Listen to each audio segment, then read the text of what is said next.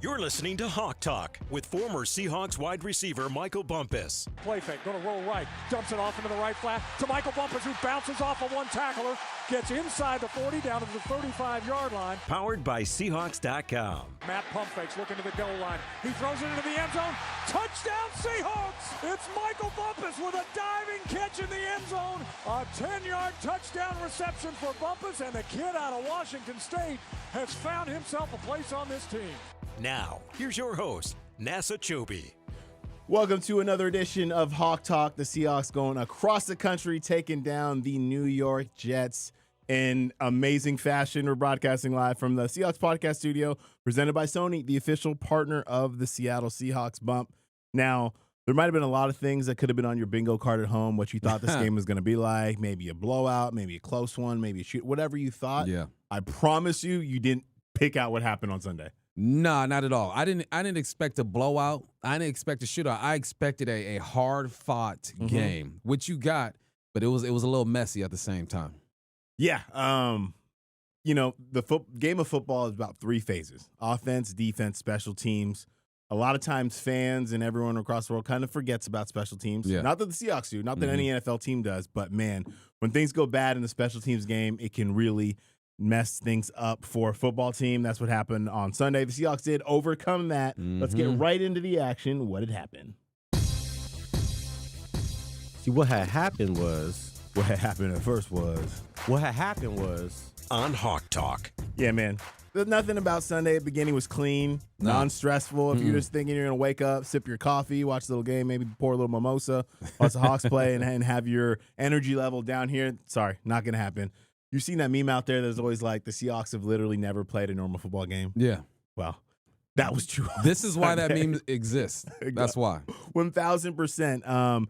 The game started slow. Seahawks, Jets, they each punted on the first three possessions in the first quarter. That's when the Jets got things going after that. And honestly, their only full, complete drive of the day. They marched down the field, going 11 plays, 80 yards, ending with an 8-yard touchdown to Devontae Adams.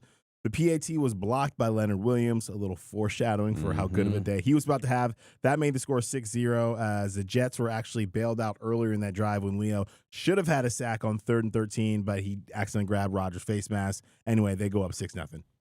Yeah, Big Cat had a day, and this is just the start of his day. He showed us early that he's a name that we're going to say often, but on the ensuing kickoff, D. Williams, had the ball punched out, fumbled the football. The Jets recovered on the Seahawks' 27-yard lines. Then the Jets, they wasted no time. They go 4 plays, 27 yards. Aaron Rodgers found Isaiah Davis a little flick. It's weird how they call that a passing touchdown. He literally just tosses the ball up in front of him. Davis crosses his face. He gets into the end zone. That made the score 14-0. They also converted on the 2-point conversion. It was a disaster start for the Seahawks. You're down 14-0 fairly quickly. Yeah, you don't want to be down 2 scores on the road at all, but this team has been down before big in other games, so I think they're resilient. So that no one panicked. The Seahawks respond with a great drive coming back, best of the afternoon, going 10 plays, 88 yards.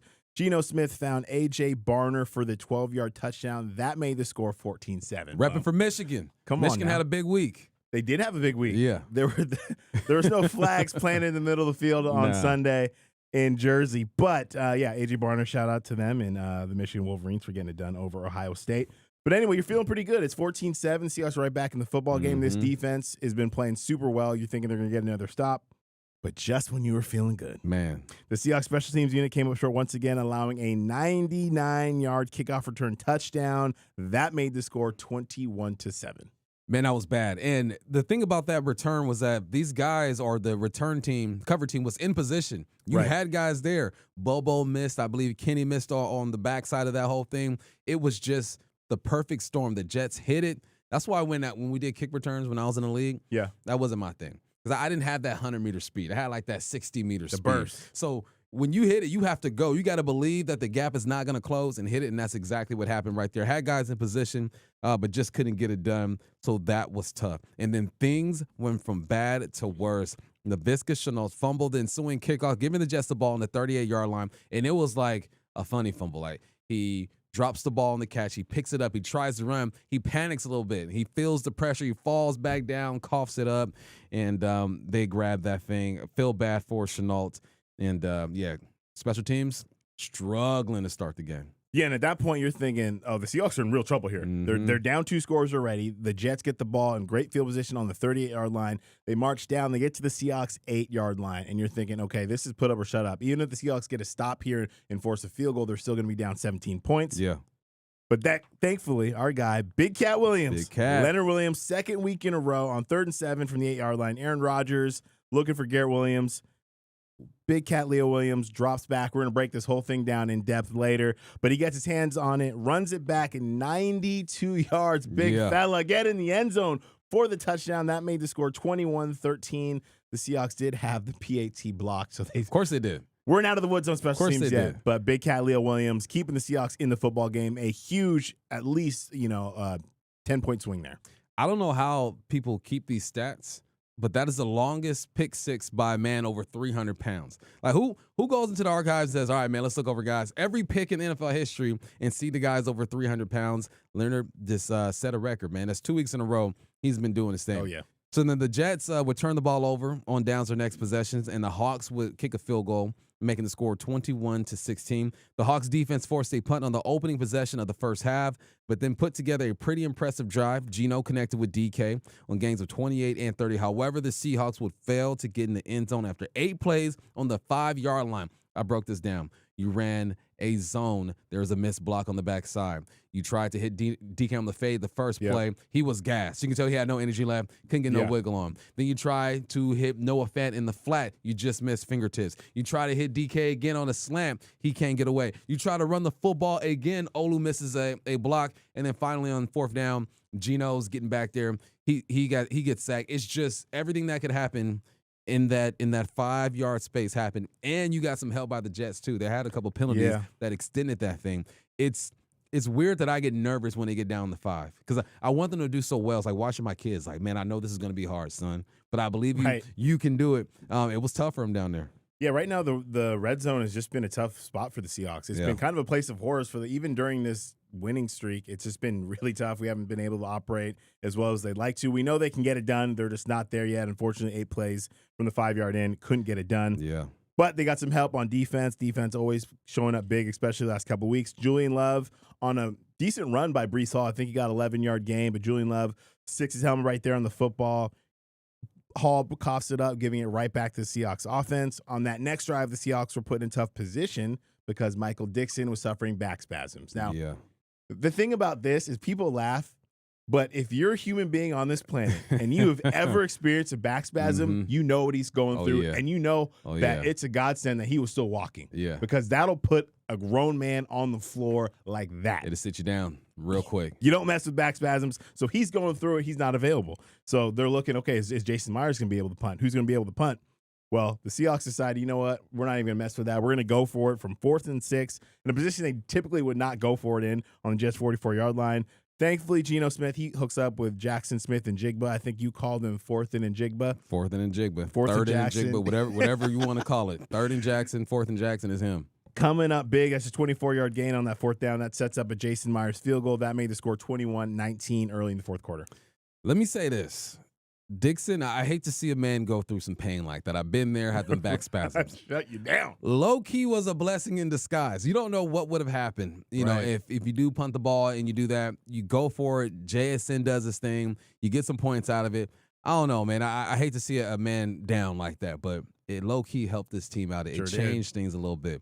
The Seahawks defense, they forced a punt on the next drive, and Geno Smith in the offense would get the ball back down 2 with 1 minute and 34 seconds left in the game. Then they go 9 plays, 71 yards with an 8-yard touchdown from Zach Charbonnet. They got into the red zone inside the 10, gave it to Charbonnet, and he did his thing. The Hawks were bailed out numerous times on the drive. The Jets had 5 and 4 penalties that all came on 3rd and 4th down. That's why DJ Reed put the tweet out. He was hot at the officiating. Oh, yeah, he was. He was hot. Unfortunately, there was one play on DJ that probably wasn't. It was probably a ticky-tack call. Yeah. But the other ones, they earned. They legit. Horse collar. We didn't make the rules. You can't tackle somebody by the back of the neck. Can't do that. You can't do it. Against the rules, man. You guys can't move at the same time, receivers. Nah. You Get lined up. Communicate. It was Devontae and Wilson. Right? You're number 1 and 2. Communicate. So, I mean, but my goodness. I mean, that's a backbreaker. If you're a Jet fan, you're probably used to this type of heartbreak. Just sick to your stomach. Man.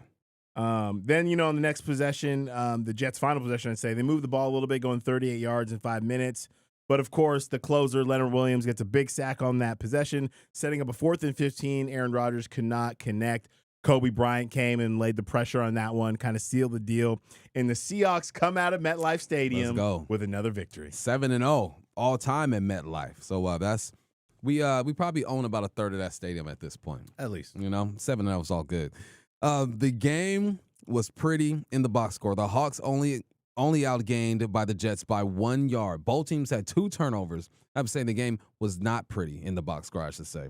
The Hawks only outgained the Jets by 1. Both teams had 2 turnovers. Both teams were not great on third downs, but the Jets were penalized 12 times to the Hawks 5. I like that. And every penalty seemed to be a backbreaker. That's true. Every time the Hawks needed a break, they got a break. And you can point at the officials and say, well, they called a tight game. And this is no bias. There's probably 1 or 2 calls where you think, oh, okay, we got away with that. The other penalties were legit. We've been on that side, Jets. I was going to say, we've always on that side. Come on now. So we don't feel sorry for you at all, man.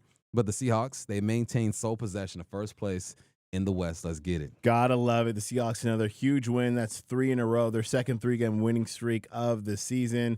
We do have some sad news that we got to bring to you today. Unfortunately, the Seahawks did waive Laviska Shenault. Just saw that. He had 16 returns, 459 yards on the season, including a 97-yard touchdown against the 49ers. But unfortunately, he did have those 2 fumbles lost. And, it's tough because Laviska was a great dude, man. Good dude. He's going to land on his feet. It just that's the NFL. Unfortunately, it's a business, and it's hard, and things happen. You got to make the best move for your football team.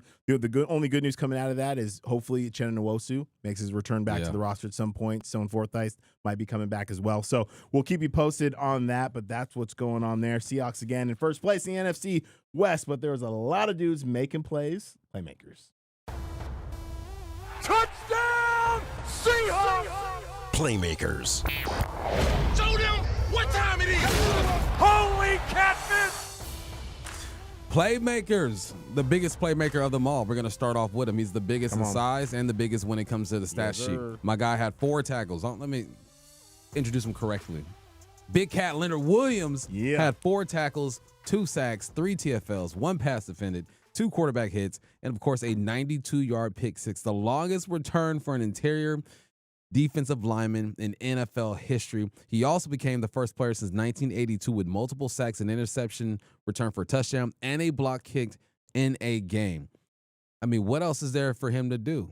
Probably just recover a fumble, I guess. But other than that, he did everything a defensive lineman can do, and he helped on special teams. Like one of the few good plays on special teams. Right. He was a big part of blocking that PAT.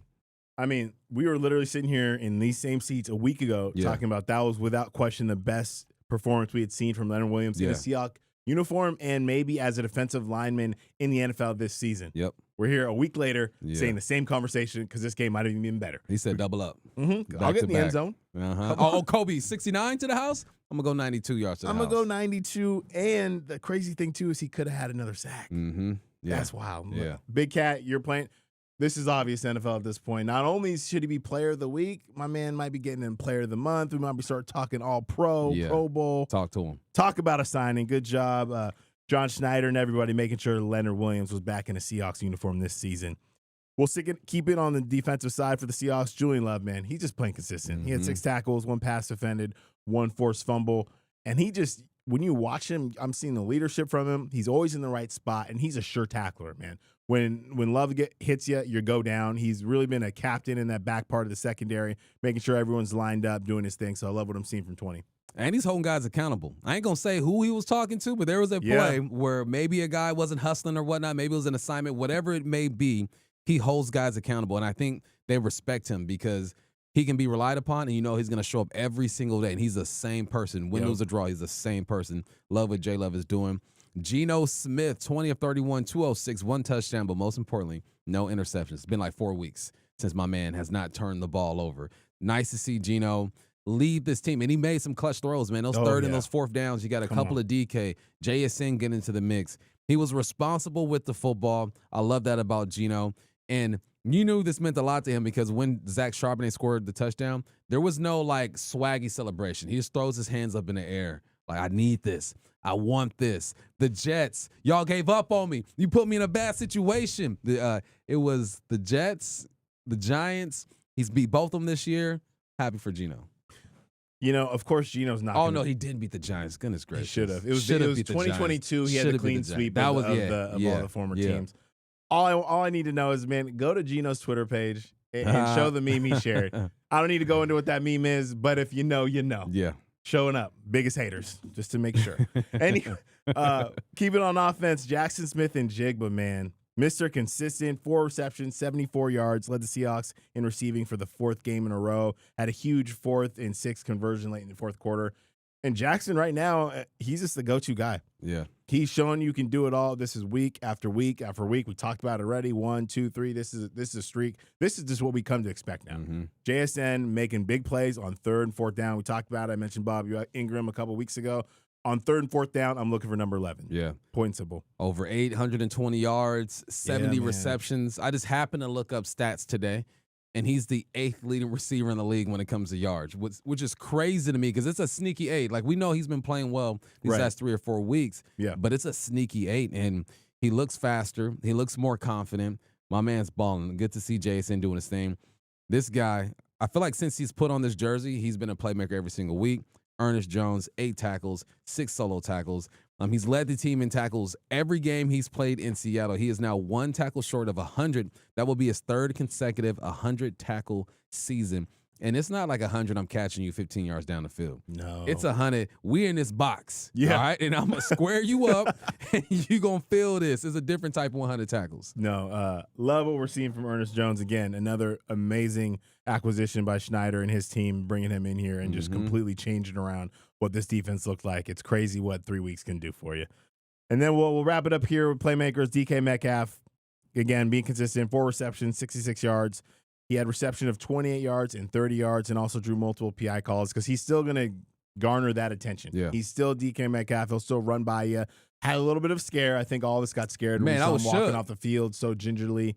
But it sounded like Coach McDonald spoke about it in his radio interview this morning that it might have thought it was a nerve thing or something kind of that was more scary at first. Okay, could it be something bad? They cleared it. Looks like hopefully he's good to go. We'll stay tuned with DK's status. But love to see what we're seeing from DK Metcalf. Bump, what do you see from the whole receiver unit as a whole? All right, so we already talked about JSN. He had 4 catches on 4 targets for 74 yards. DK had 4 catches for 66. Noah Fant, welcome back. He had 3 for 26. Tyler Lockett had 3 for 16. He kind of got the party going. I think he had like the first reception or maybe the third.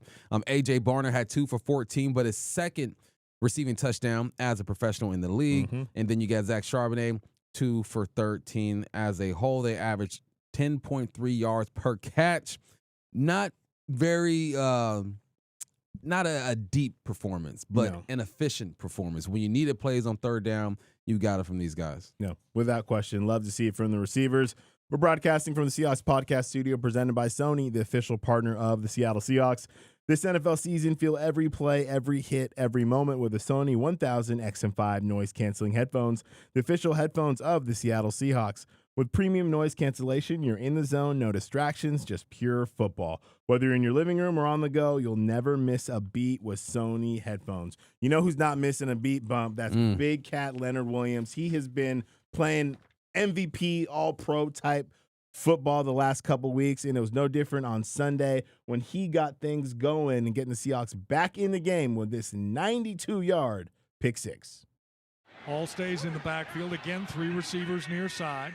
Adams is slotted on the right. Blitz is coming. Throw inside. It's picked off. Leo Williams coming near side. He's running like a racehorse. He's at midfield. Turns upfield, has blockers. Holy smokes, are you kidding? Leo Williams is going to take it in for a touchdown. Seahawks. The Seahawks mess up a kick return. They dump it on the defense, and Leo Williams says, I got you covered. Picks it off as he drops back into coverage, comes up the near sidelines in front of the bench, picks up blockers, and takes it all the way in for a touchdown. Are you kidding me? This is the type of play as a defensive coordinator, you got to pat yourself on the back. Oh, yeah. You have to. The design is just ridiculous. We've seen variations of this, but the timing of it and the fact that he confused a 20-year veteran and Aaron Yeah. Rodgers with this is filthy. I don't even think people even realize exactly how this happened. So let's talk about it. All right, man. My man Leo is in the one tech position. So he is inside the guard and the center on Aaron Rodgers' left side. Okay. Him and Jay Reed are over there. Jay Reed's in a 3 tech position. That's between the guard and the tackle. When the ball is snapped, they both fake like they're rushing and drop into space. You got number 99 and number 90 dropping into space. And that confuses Aaron. I think Aaron sees those two on the line of scrimmage. He goes, okay, they're going to rush. On the outside, you got your backers who are rushing, outside backers and Ernest Jones. But Leo drops into the flat. So what happens is you have Devin Witherspoon, who looks like he's on a blitz as well. He's blitzing from depth. So what Leo's doing is he's replacing Witherspoon. All right, he's going to the quarterback. Leo drops all the way. He goes from Aaron Rodgers' left side all the way to the right side flat. Aaron does not see him. He's looking for a slant, and he tips the football, catches it. The rest is him. The fact that he's able at 300 pounds to start in a 3-point stance at the one tech on one side of Aaron Rodgers, drop all the way to the flat, tip the ball, catch it, and take it 92 yards. That might be one of the most athletic plays I've seen out of a man 300 pounds. The whole thing, because the whole thing about this is that play doesn't happen if he doesn't sell like he's going to rush. Yeah. He makes contact, then gets out. So first of all, he drives off his right foot, boom, flips some hips, opens up, gets out there, tips the ball to himself. You want to talk about athleticism. Gets eyes on the quarterback. Looks like he's playing 7-on-7, locates the quarterback, locates the ball, puts his hands on it, makes a play, and runs down the field. Are you kidding me? Crazy. At that speed, at that weight? No. You ain't gonna see that again. And honestly, I think I speak for a lot of people when I say this. It felt so good to see that executed because I feel like for a lot of years recently, we've seen a lot of defensive linemen dropping with little to no success. And they look lost. They look like a baby that has lost their way at a big Mall of America in Minnesota. We went there one time. It's amazing to see his awareness. He's just a real athlete. But the cool thing about this, and this is how you know, and this is another testament to the defensive coaching staff and Coach Mike McDonald, when you watched Leo and Jay Reed drop out, they didn't look out of place. They didn't look like, wow, what are they doing? They had good technique. They got to where they're supposed to go. And I think earlier this year that happened, I don't know if it was the preseason or whatever, that happened with Mike Morris. Yeah. He was in when he shouldn't have been, but he had the presence of mind to know the defense and dropped underneath. Found work. Didn't Coach find McDonald space. goes, oh, smokes, I can't believe he's in the game. Whatever, he did it. That just shows you these guys are coached up to know exactly what to do, when they're supposed to do it. So I love the execution. I love what we're seeing from Big Cat. That was great. And, I don't know if you're ever going to see that again. And he's in shape. Come on, He was back in. He took 3 plays off and was like, cool, I'm back in this thing. Bro, I would have needed at least a series. At least a series, easily. Oh, man. But I will say this, Bump. I'm getting used to saying this feeling, the victory formation we keep seeing. Love to see it. Come on, boys. Here comes the Seahawks offense onto the field and the Vikings defense trudging out there, knowing that one kneel down and the Seahawks are going to wind the clock down and win this one. It's the victory formation on Hawk Talk. No one must make this game for a pretty win. You couldn't. But we'll say for second straight week, this is National Football League. You do not apologize for wins in it. Never. Every game is hard to come by. There's professionals on both sides of the football. The Seahawks find a way to grind out another tough one, and I'm happy they were able to get it done. Resilient. They overcame 2 fumbles lost on kick return. A kick return for a touchdown, and they still won the game. In the NFL, man, you lose those games. Yeah. You lose. If you fumble the ball twice, you give them good field position, you got a special team scorer, the ops get a special team score, you're supposed to lose that football game, but they didn't do that. And a lot of it was because for the second week, Leonard Williams had probably his best game, for sure his best game as a Seahawk, probably his best game in his NFL career. He's played in 153 games, all right? He's been around the block. Yes. And he just balled out, man. In 2 weeks, he's got 10 tackles, 4.5 sacks, 6 TFLs, 2 passes defended, 6 quarterback hit, an interception, and an interception return for a touchdown. We need to be talking Pro Bowl, all pro for this young man. Without question. I mean, I think the word's out. And I think the thing I love about it is I think he's now getting the national notoriety to make that happen. So good to see you, Big Cat. Keep balling. And then Geno Smith, I love what I saw from him. Not flashy stats, but he was turnover-free, took care of the ball. And then Jackson Smith-Njigba, another great game, leading the team in receiving 4 games in a row. Yeah, and then Ernest showing up once again. He led the teams in tackles for the 5th game in a row. Damn, he's been here 5 games already? Yeah. I feel like he just got here. feel like he just got But at here. the same time, feels like he's been here forever. It does. The You're way right. he's playing. Right. He's like, I know this. I got the green dot. I'll Right. set you guys up. He's moving defensive linemen in the proper gaps.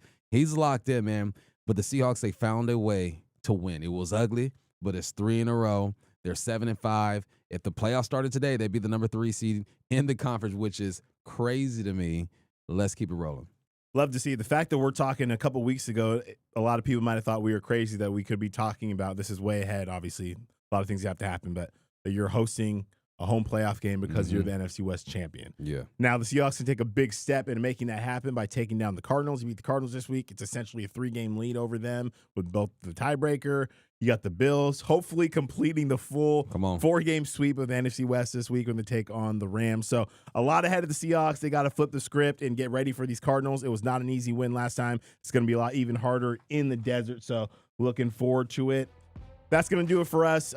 Again, love talking about Seahawks win. Make sure to rate us on Apple Podcasts. You can also watch us on YouTube under the Seahawks Press Pass channel, as well as SiriusXM, Seahawks.com, and Spotify. He's Michael Bumpus. I'm Nasser Kyobe. The Seahawks take down the Jets 26-21. We will talk to you later this week, getting you ready for the Cardinals.